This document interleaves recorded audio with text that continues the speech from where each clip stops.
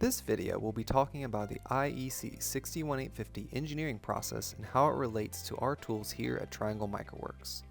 The first TMW tool used in the 61850 engineering process is SCL Navigator. SCL Navigator is a Windows application for creating, viewing, repairing, and verifying IEC 61850 system configuration language files, or SCL for short. SCL Navigator contains a 61850 aware editor that provides a structured environment for compliant SCL file creation. SCL Navigator has three main uses in the 61850 engineering process. Number 1. Creating an ICD file.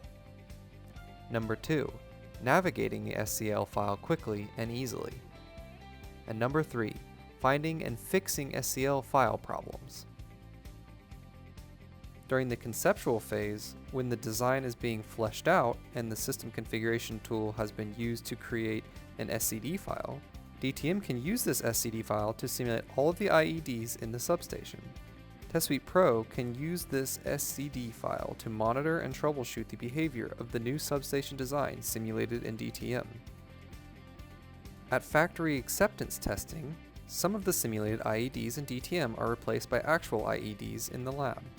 These IEDs have been programmed by their corresponding IED configuration tool with the same SCD file used by DTM to simulate the missing IEDs.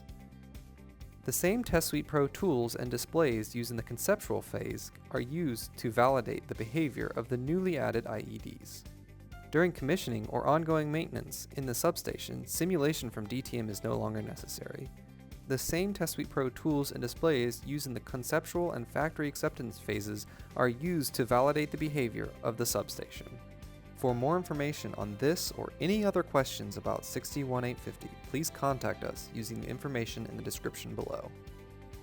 Thank you.